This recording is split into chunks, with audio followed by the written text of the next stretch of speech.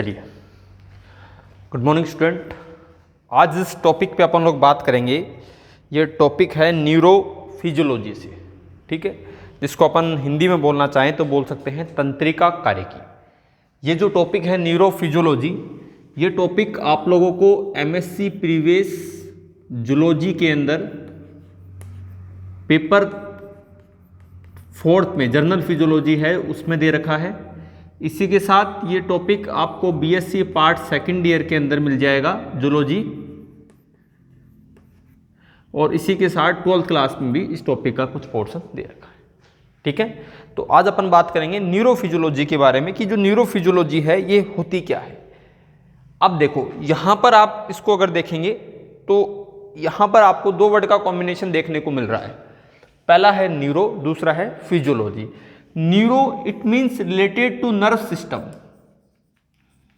या भी nervous system से रिलेटेड। फिजियोलॉजी मतलब ये जो नर्व सेल्स हैं ये वर्क किस प्रकार से करती हैं, इनकी जो वर्किंग मैकेनिज्म होती है वो क्या होती है। तो इसके बारे में अपन इस टॉपिक के अंदर डिस्कस करेंगे, ठीक है। इसी पोर्शन में डिफरेंट टाइप ऑफ पोर्शन दे रखे हैं, उनके बारे में भी आज अपन यहाँ पर चर्चा करेंगे। तो टॉपिक अपन शुरू करते हैं। इसमें मैंने एक पहला वर्ड जो लिख रखा है वो ये लिख रखा है स्टिमुलेशन, उद्दीपन होना, किसी भी चीज का स्टिमुलेशन होना। स्टिमुलेशन जो वर्ड होता है वो होता क्या है एक्चुअल के अंदर, कि जब भी कोई शरीर है, आप लोगों की बॉडी है, उसके अंदर किसी भी इंटरनल या एक्सटर्नल, कोई भी इंटरनल या एक्सटर्नल इन्वायरमेंट में यदि कोई भी चेंज हो जाए, क्या हो जाए, कोई भी चेंज हो जाए, इस चेंज के कारण जो आपका नर्वस सिस्टम है या जो नर्व्स हैं वो और ये मसल्स जो हैं ये चेंज क्या करे, जो नर्व्स है और जो मसल्स है इनको क्या करे, एक्टिव करे। क्या करे, एक्टिव करे, यानी इट मींस वर्क के लिए क्या कर दे, इनको एक्टिव कर दे, ठीक है। तो ये जो चीज कहलाएगी यहां से, यानी कोई भी चेंज हुआ, चाहे वो इंटरनल हो, चाहे वो बॉडी के अंदर एक्सटर्नल हो, अंदर से हो या वो बाहर से, उसके चेंजेस के कारण जो नर्व्स हैं वो या जो मसल्स हैं ये एक्टिव हो जाएं, तो ये जो प्रक्रिया होती है क्या कहलाती है, स्टिमुलेशन कहलाती है, ठीक है। राइट डाउन कर लें इसकी डेफिनेशन।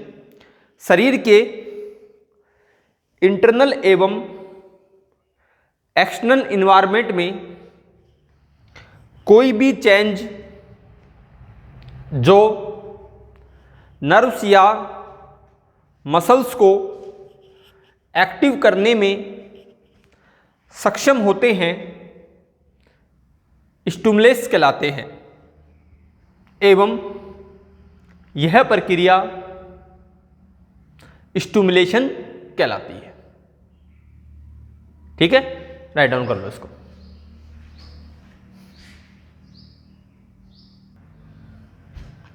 चलिए नेक्स्ट टॉपिक अपन बात करते हैं टाइप ऑफ स्टिमुलस, या जो टाइप ऑफ स्टिमुलेशन होती है वो किस प्रकार से होती है, कितने टाइप के वो होते हैं। तो इसके अंदर अपन 4 टाइप की स्पेशली बात करते हैं। पहला होता है मैकेनिकल, दूसरा होता है फिजिकल, तीसरा होता है केमिकल और फोर्थ वन होता है इलेक्ट्रिकल स्टिमुलस, ठीक है।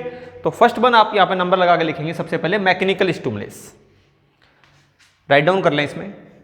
जब कोई टिश्यू मैकेनिकल रीजन से स्टिमुलेशन को दर्शाता है तो यह मैकेनिकल स्टिमुलस कहलाता है। सपोज करिए किसी मैकेनिकल टाइप से, यानी टच के द्वारा, एग्जाम्पल लिख लेंगे इसमें टच, अपन ने ये बॉडी है मसल से इस पे टच करा, ठीक है, और इस पे टच करने के बाद स्टिमुलेशन उत्पन्न हुआ, उद्दीपन, ठीक है, यानी इसको जनरल लैंग्वेज बोलते हैं कंस्ट्रक्शन भी यहां पर उत्पन्न हो गया। तो ये कौन से स्टिमुलस हुए, मैकेनिकल, किसके द्वारा हो रहा है, ये मैकेनिकल रीजन के द्वारा हो रहा है, ठीक है। सेकंड वन लिखेंगे फिजिकल। जब फिजिकल फैक्टर के द्वारा स्टिमुलेशन प्रदर्शित होता है, फिजिकल फैक्टर जैसे हीट हो गया, ठीक है, अपन ने गर्मी दे दी, यहां पर इसको टेम्परेचर कम या डाउन कर दिया अपन ने, ठीक है, टेम्परेचर की स्थिति में या कोई ह्यूमिडिटी के अंदर आर्द्रता के कारण, तो ये सब जो रीजन है इनके कारण कोई भी स्टिमुलस उत्पन्न होगा तो उसको क्या कहेंगे अपन, फिजिकल स्टिमुलेशन कहेंगे, ठीक है। नेक्स्ट वन केमिकल, ये तो नाम से डिनोटेड हो रहा है, किसके द्वारा उत्पन्न होगा, केमिकल रिएक्शंस के द्वारा या केमिकल रीजन के द्वारा, लिख लेना इसमें। जब केमिकल के कारण स्टिमुलेशन प्रदर्शित होते हैं, जैसे जनरली किसके द्वारा होंगे ये, जैसे एसिड बेस रिएक्शन के द्वारा, जैसे एसिड बेस रिएक्शन के द्वारा। यानी इसमें कौन काम कर रही है, मान लीजिए कोई भी एसिड बेस रिएक्शन अगर मान लीजिए बॉडी के अंदर हो रही है और उसके कारण कोई स्टिमुलेशन उत्पन्न हो रहा है तो उसको क्या बोलेंगे अपन, केमिकल स्टिमुलस। अगला है इलेक्ट्रिकल स्टिमुलेशन, नाम से डिनोटेड है, किसके द्वारा डेवलप होगा, इलेक्ट्रिसिटी के द्वारा, लिख लेना इसमें। इलेक्ट्रिसिटी के कारण उत्पन्न होने वाले स्टिमुलेशन इलेक्ट्रिक स्टिमुलस कहलाते हैं। ठीक है, राइट डाउन कर लो उसको।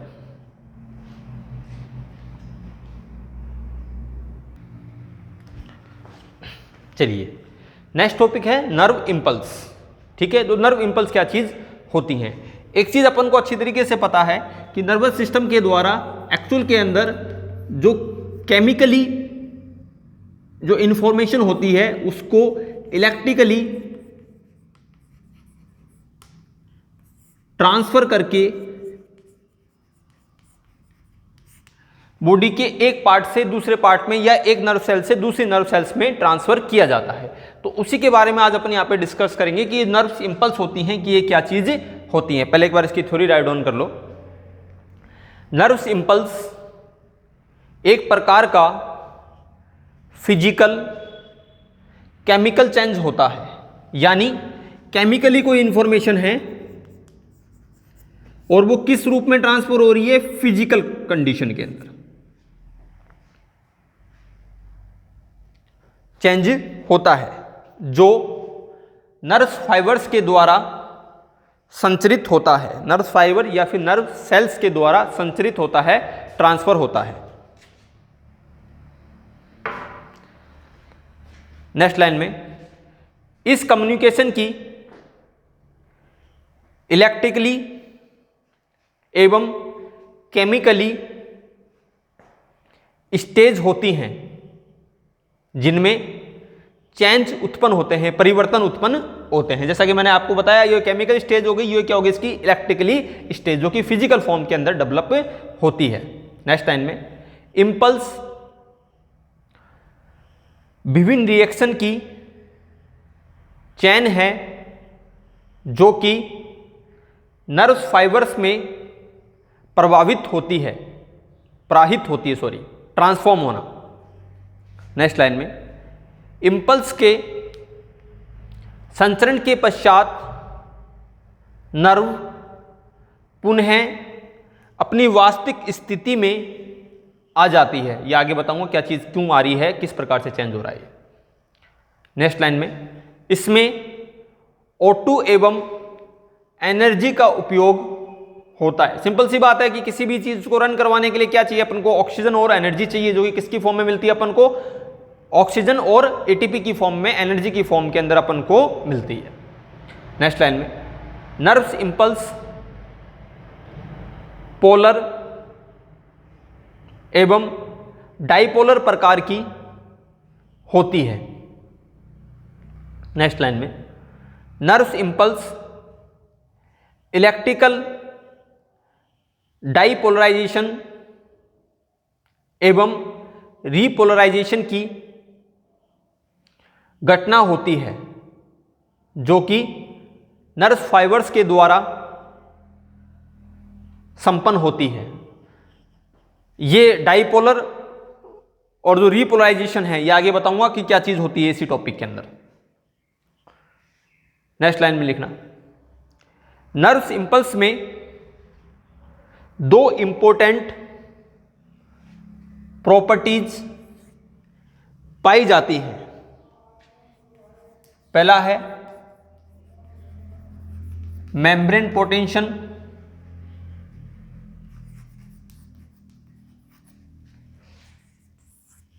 और दूसरा है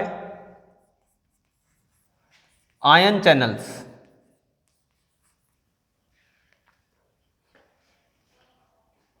ठीक है, या मैं बोल लूं कि जो नर्व इंपल्स है, ये जो स्टेज है या ये जो कंडीशन है, ये इन दो फॉर्म के अंदर स्पेशली कंप्लीट होती है। कैसा? मेम्ब्रेन पोटेंशियल, या फिर जिसको अपन बोलते हैं हिंदी में अगर इसको बोले मेम्ब्रेन झिल्ली विभव इसको बोल सकते हैं, और आयन चैनल।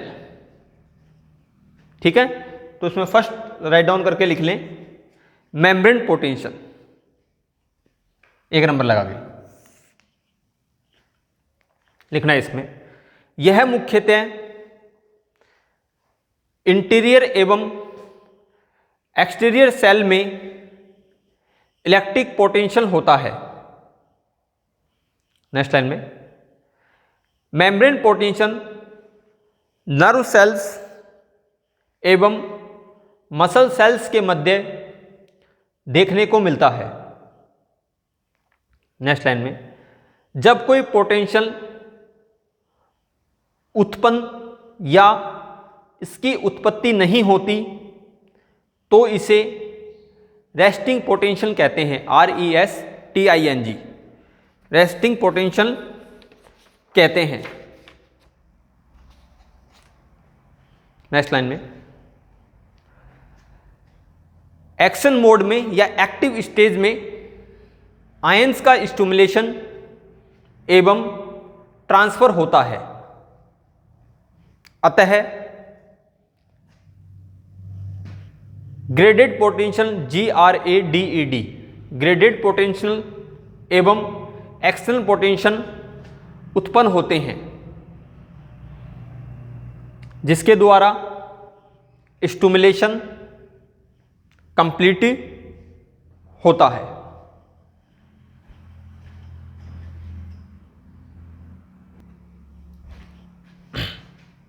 चलिए अब अपन बात कर रहे हैं किसकी? स्टिमुलेशन की। और स्टिमुलेशन में अपन ने लास्ट टर्न के ऊपर देखा अभी कि जो नर्व इंपल्स होती हैं वो किस प्रकार से जनरेट होती हैं, और उसके अंदर दो जो उसकी इंपॉर्टेंट प्रॉपर्टीज होती हैं वो कौन कौन सी है? मेम्ब्रेन पोटेंशियल और आयन एक्सचेंज। तो पहले अपन बात कर रहे हैं मेम्ब्रेन पोटेंशियल की। ठीक है, अब देखो मेम्ब्रेन पोटेंशियल के अंदर क्या होगा। ये कोई सेल मेम्ब्रेन है, ये दो कंडीशन मैं आपको बता रहा हूं। यहाँ पर ये कंडीशन है फर्स्ट और यहाँ पर ये कंडीशन है सेकंड। तो कंफ्यूज मत होना, दोनों के डायमेट्रिकल रिप्रेजेंटेशन अलग अलग ही बनेंगी। तो ये कंडीशन फर्स्ट है, ये कंडीशन सेकंड है। नर्व जो इंपल्स है वो कहाँ डेवलप होगी? ये जो सेल मेम्ब्रेन है, ये क्या है? पूरी सेल मेम्ब्रेन है। सेल मेम्ब्रेन में ये एक्स्ट्रा सेलुलर स्पेस यानी सेल के जो मेम्ब्रेन है उससे बाहर की तरफ, और ये इंट्रा सेलुलर, ये बाहर की तरफ और ये अंदर की तरफ। ठीक है, अब देखिए अब अपन को करना है पोटेंशियल विभव डेवलप करना है। विभव के लिए अपन को क्या चाहिए? आयंस चाहिए। क्या चाहिए? आयंस चाहिए, यानी चार्ज चाहिए। अब देखो यहां पर ये पॉजिटिव चार्ज है, ये है पॉजिटिव चार्ज। अब ये पॉजिटिव चार्ज क्या चाह रहा है कि मैं इस मेम्ब्रेन से पास हो जाऊं और इसके अंदर इंटरल जो सेलुलर स्पेस है यानी इस तरफ क्या हो जाऊं? ट्रांसफर हो जाऊं। ठीक है, अब जब ये इसके अंदर से ये जो स्पेस, ये जो चार्ज है, जब इसके अंदर से क्या होगा? ये ट्रांसफर होगा, तो ये किसको शो करेगा? स्टिमुलेशन को शो करेगा। किसको शो करेगा? स्टिमुलेशन को शो करेगा। किसको शो करेगा? स्टिमुलेशन को शो करेगा। अब देखो इस कंडीशन में, फर्स्ट कंडीशन में ये चार्ज यहीं है। ठीक है, ये इस सेल को यानी कहने का मतलब इस मेम्ब्रेन को ट्रांसफर नहीं कर पा रहा। क्या नहीं कर पा रहा? ट्रांसफर नहीं कर पा रहा। ठीक है, तो ये जो सेल मेम्ब्रेन है इसके अंदर कोई भी स्टिमुलेशन शो नहीं हो रहा है क्योंकि ये ट्रांसफर नहीं हो रहा। ट्रांसफर नहीं हो रहा तो कोई भी स्टिमुलेशन शो नहीं हो रहा। अब जब इस सेल मेम्ब्रेन में कोई भी स्टिमुलेशन शो नहीं हो रहा तो ये जो फॉर्म होगी ये क्या कहलाएगी? Resting form. क्या कहलाएगी? Resting form. क्या कहलाएगी? Resting form. इस रेस्टिंग फॉर्म को क्या बोलेंगे अपन? रेस्टिंग पोटेंशियल बोलेंगे। क्या बोलेंगे? रेस्टिंग पोटेंशियल बोलेंगे, जब कोई भी स्टिमुलेशन उत्पन्न नहीं हो रहा। तो ये कंडीशन क्या कहलाएगी? रेस्टिंग पोटेंशियल की कंडीशन कहलाएगी। ठीक है, अब सेकंड अपन ने देखा था ग्रेडेड पोटेंशियल या फिर एक्शन पोटेंशियल। ठीक है, अब देखो वही सेम चार्ज है यहां पर। अब इस कंडीशन के अंदर क्या हो रहे हैं, ये चार्ज यहां से ट्रांसफर हो रहे हैं, क्या हो रहे हैं, यहां से ट्रांसफर हो रहे हैं।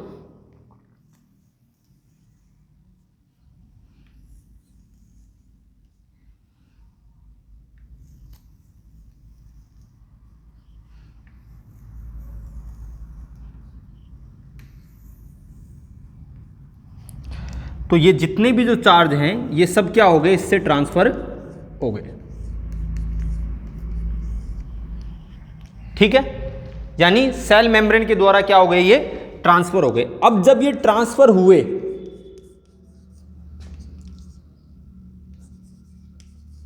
तो सिंपल सी बात है, स्टिमुलेशन भी क्या होगा, शो होगा। Stimulation is also show. और जब ये चार्ज एक्सटर्नल स्पेस से इंटरनल स्पेस की तरफ कंप्लीटली ट्रांसफर हो जाएंगे तो यहां पर जो डेवलप होने वाला पोटेंशियल होगा वो क्या कहलाएगा, एक्शन पोटेंशियल कहलाएगा, या फिर अपन इसको बोलते हैं ग्रेडेड पोटेंशियल भी बोलते हैं।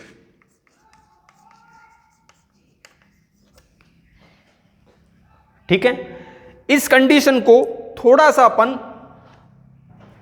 और एक्सप्लेन करना चाहें तो यहां पर क्या होगा, इस कंडीशन पे क्या होगा। देखो इस कंडीशन के अंदर ये जो मॉलिक्यूल्स हैं, ये मॉलिक्यूल्स और इसके पास वाला मॉलिक्यूल्स, एक्चुअल के अंदर ये दोनों पास पास में होंगे, पर at the time of stimulation जब ये इसको पास करेगा तो इनके बीच के अंदर ये जो डिस्टेंस है ये क्या हो जाएगी, इंक्रीज हो जाएगी।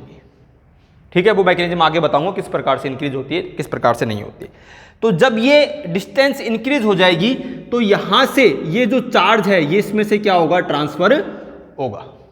ठीक है, और जब ये चार्ज इसमें से ट्रांसफर होगा, यानी यहां से जब ये चार्ज निकल रहा है तो यहां पर क्या होगा, स्टिमुलेशन। जो अपन ने पढ़ा था ना स्टिमुलेस, कौन सा, इलेक्ट्रिसिटी वाला, वो स्टिमुलेस यहां पे क्या होगा, स्टार्ट होगा, क्या होगा, यहां पर स्टार्ट होगा। देन जब ये अगेन इंटरनल स्पेस में यहां पर भी इसी प्रकार के मॉलिक्यूल्स होंगे और ये चार्ज क्या होगा, इसमें से भी पास आउट होगा। तो यहां पर यहां तक स्टिमुलेशन स्टार्ट हुआ, स्टार्ट होने के बाद अगेन अगेन एंड अगेन यहां तक ये पहुंच गया और यहां पर भी किसको शो करेगा, स्टिमुलेशन को शो करेगा। ठीक है, it means these one is the starting point of the stimulation and this one is the ending point of the stimulation, A and B. The difference between A and B is called is potential.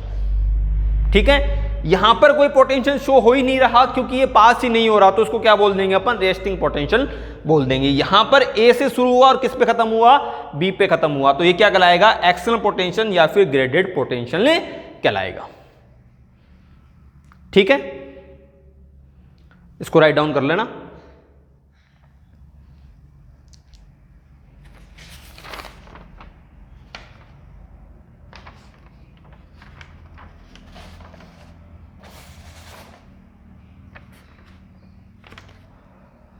अब इसमें second है ion channel, ठीक है, जिसके बारे में अपन बात करेंगे नेक्स्ट क्लास। इसको राइट डाउन कर लो।